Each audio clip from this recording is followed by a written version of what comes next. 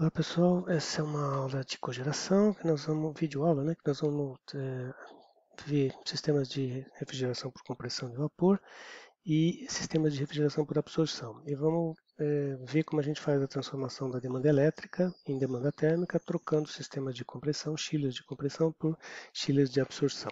Tá? Então, basicamente, o ciclo padrão de refrigeração por compressão a vapor, ele é composto por um compressor, uma válvula de expansão e dois trocadores de calor. Tá? Então, isso aqui a gente pode ver no diagrama pressão e entalpia.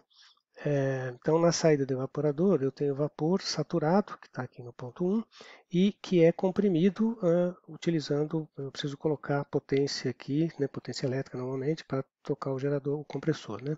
Então, ele é uma compressão isotérmica, divide de 1 para 2, né? Então ele vai gerar vapor superaquecido, e depois vai trocar calor, né, perder calor para a atmosfera aqui, ou para uma água de resfriamento, e vai condensar a alta pressão aqui, gerando o ponto 3, que é líquido saturado. Aí eu baixo a pressão através de uma válvula, faço a expansão e isentálpica e caio aqui nesse ponto 4, onde já houve uma parte de evaporação, né, uma parte do líquido já evaporou para baixar a temperatura, que ele estava na temperatura ambiente aqui, e dependendo da pressão que eu quero aqui, eu controlo essa temperatura de evaporação e o do fluido de trabalho. Então, aqui no evaporador, ele vai receber calor, então, do meu ambiente ou da água que eu preciso resfriar e vai acabar de evaporar. Tá? E voltando ao ponto 1 novamente. Então, é assim que opera o ciclo de refrigeração por compressão de vapor. Né? Ciclo bastante simples. Então, ele tem uma característica de ter um alto COP, o COP, o COP, o que seria o equivalente a uma eficiência, só que como ele pode ser maior do que 1, a gente não chama de eficiência, mas de coeficiente de performance. Né? Mas ele é a energia útil, que é o calor retirado, a taxa de retirada de calor do ambiente que eu quero. Né? Dividido pelo trabalho, a potência elétrica que eu coloco no sistema, que é a energia que eu gasto aqui. Tá? No caso de máquinas de compressão, refrigeração por compressão, de condicionamento de ar, esses chillers, né, especificamente que a gente vai trabalhar, a ordem de grandeza do COP é de 3 a 3,5, ou seja, para cada quilowatt elétrico que eu gasto aqui, eu bombeio 3 ou 3,5 quilowatts de energia térmica retido daqui do evaporador, do ambiente que eu quero retirar, né, resfriar. Ele utiliza então fluido refrigerante, né, puro, onde a evaporação ocorre variando a pressão aqui do evaporador, eu vario a temperatura em que eu posso operar. Mas depois que eu dimensionei ele para operar numa determinada temperatura, ele vai operar naquelas condições. Né? E basicamente ele utiliza eletricidade para tocar o compressor. Né? Bom, os tipos de chiller que existem, então aqui vai ser tipo de compressor. O scroll, resfriado a ar, então aqui o condensador é resfriado a ar, então ele precisa de uma área maior, ele é mais parrudo. Aqui um parafuso, compressor parafuso, resfriado a água. Vejam que ele é mais compacto, mas eu preciso de um sistema de torres de resfriamento para recircular, para que a água de resfriamento aqui possa ser resfriada e voltar mais fria aqui. Né? Esse é um parafuso resfriado a ar, é parecido com o sistema que a gente tem na UFABC lá para circuito de água gelada da torre do bloco A, que resfria o primeiro e o segundo andar das 3 torres lá. E depois um centrífugo resfriado a água também, que é para grandes capacidades, só para ter uma noção do que é essa máquina aqui. Né? Bom, sistemas de absorção. Ele foi inventado, foi descoberto, né, esse princípio foi descoberto antes dos sistemas de compressão, em 1810, né? E esse sujeito aqui, ele colocou ácido sulfúrico numa vasilha de vidro lá, evacuada, e água numa outra vasilha também evacuada. E juntou esses dois aqui. Então aqui, nessas condições, eu tinha, aqui seria a curva de pressão de vapor do ácido sulfúrico, né, ou da água em relação ao ácido sulfúrico, e aqui a curva de pressão de vapor da água pura aqui. Tá? E eles estavam, né, nesse caso aqui, enquanto eles estavam separados aqui, né, cada um estava na sua pressão de vapor na temperatura, por exemplo, de 30 graus aqui. Então, A água estava numa pressão mais alta e o ácido estava numa pressão mais baixa. A hora que eu abri essa portinhola aqui, o que aconteceu? Eu equalizei as pressões. Então, ao equalizar a pressão, quer dizer, como essa estava numa pressão mais baixa, o vapor d'água veio para cá e foi absorvido pelo ácido, inclusive gerando uma reação exotérmica. Isso esquenta para burro. Não façam isso em casa, por favor. Mas isso foi acontecendo e o ácido tem uma grande capacidade de absorver água. Então ele foi indo até que toda a água acabou. Na realidade, ele produziu gelo aqui, né? Porque ele foi retirando. Então, uma diferença, uma temperatura igual gera uma diferença de pressões e uma equalização de pressões gera uma diferença de temperatura. Tá? Isso é o princípio da absorção. Então, isso acontece com água e ácido sulfúrico, ainda bem que acontece com outras substâncias como água e amônia, onde a água é o absorvente e a amônia é o refrigerante, que aí você consegue trabalhar com temperaturas mais baixas. Mas a gente vai usar os sistemas de água brometilítrio. Né? Então, os sistemas de água e amônia foram desenvolvidos na década de 20 e 30 do século passado para intermitentes, né?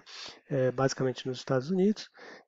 Depois, Fernando Carré patenteou um monte de máquina dessas já contínuas, né, para sistemas grandes de absorção, para usos industriais.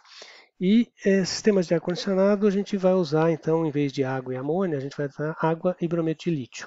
Na verdade, brometo de lítio é um sal, então é uma salmoura, né? E a água é que evapora. Para conseguir temperaturas da ordem de 6, 7 graus, eu tenho que ter pressões muito baixas, né? Então, os sistemas vão ser relativamente grandes.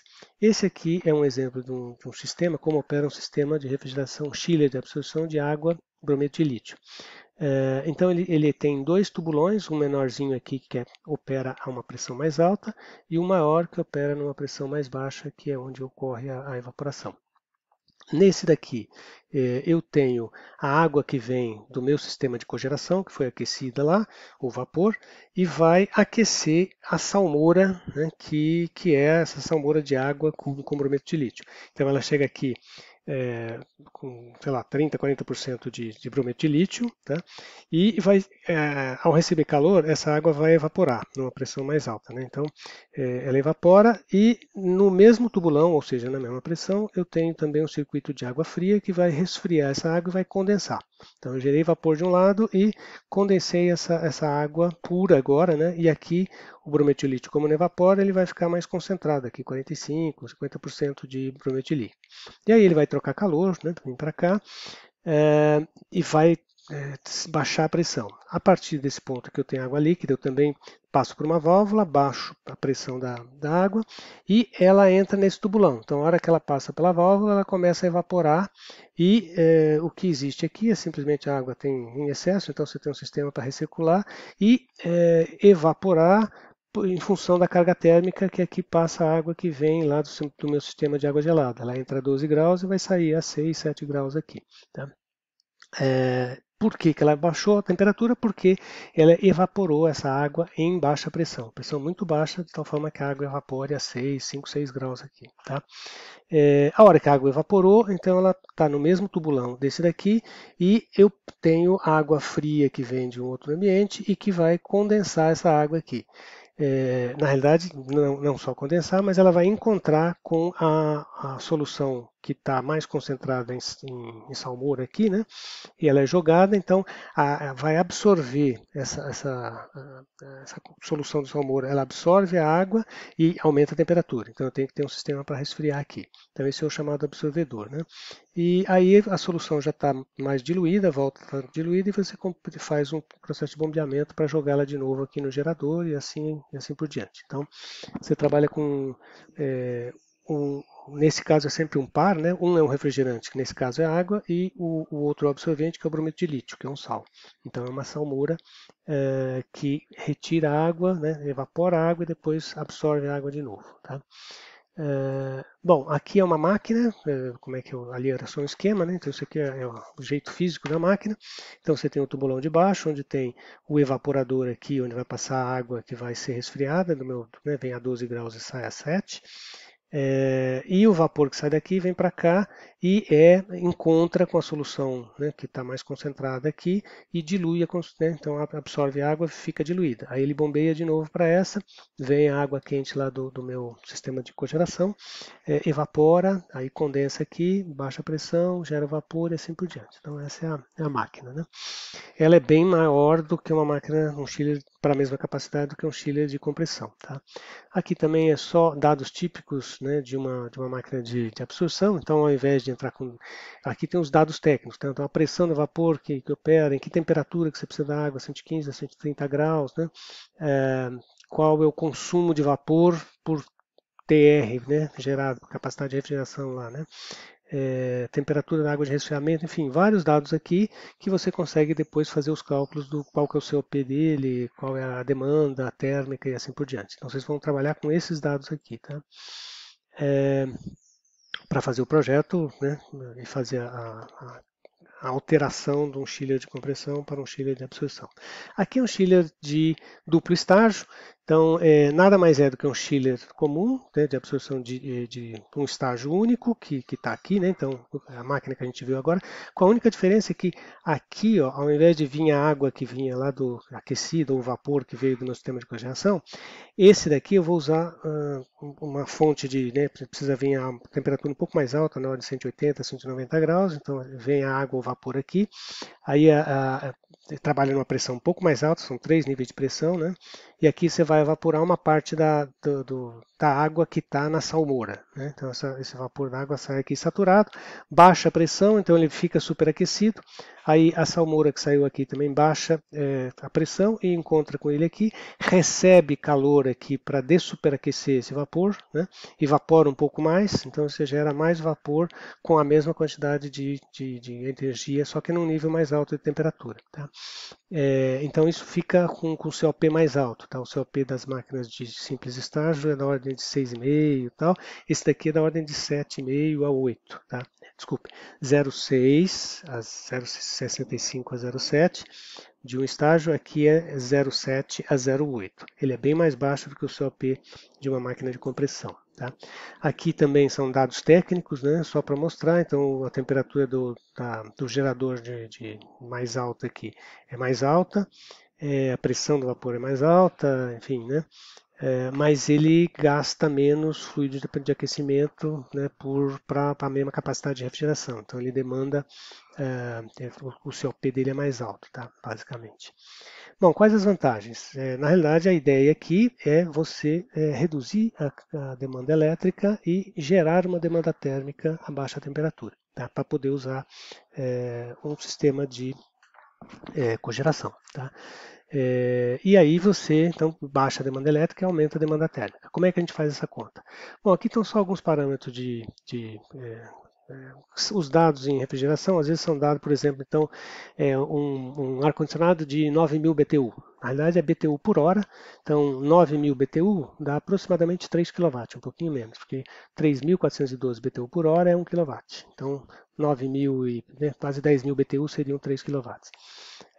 Outra unidade convencional bastante comum é TR. Para chiller se usa TR, que é tonelada de refrigeração. Uma TR equivale a 3,5 kW. Tá? E outra também é quilocal-hora, que é 1,163 kW, mas nós não vamos usar isso aí não. Isso aí é taxa de transferência de calor, ou taxa de potência, né? Demanda térmica. Então, o sistema de 300 TR, né, o P300 seria 300 TR vezes um TR 3,5 kW, então isso me dá em kW a demanda, a carga térmica de resfriamento. Tá? Operando 100% do tempo e o COP dele é 3,2, por exemplo, num chiller, né, de sistema de refrigeração. Nesse caso, o que eu tenho? Eu tenho 300 TR vezes a transformação de TR para quilowatt, né, 3,5. Isso daqui é tantos quilowatts de demanda de carga térmica de resfriamento. Eu divido por 3,2, eu consigo a potência do meu compressor que ele tem que ter. Então é 330 kW aproximadamente elétrico. Então essa é a demanda que eu vou retirar da minha curva de carga quando eu estou tirando esse chiller de 300 TR por um chiller de absorção que tem COP 0,65, então com a mesma capacidade. Então, 300 TR vezes isso aqui, é uma capacidade, a demanda térmica, aí eu divido por 0,65. E aí eu tenho essa demanda térmica de 1.623 kW, com água a 130, 140 graus Celsius. Tá? Então, é assim que a gente transforma, reduzir essa demanda elétrica e aumentei essa demanda térmica ao fazer a substituição do chiller. Tá bom? É isso, pessoal. Até mais.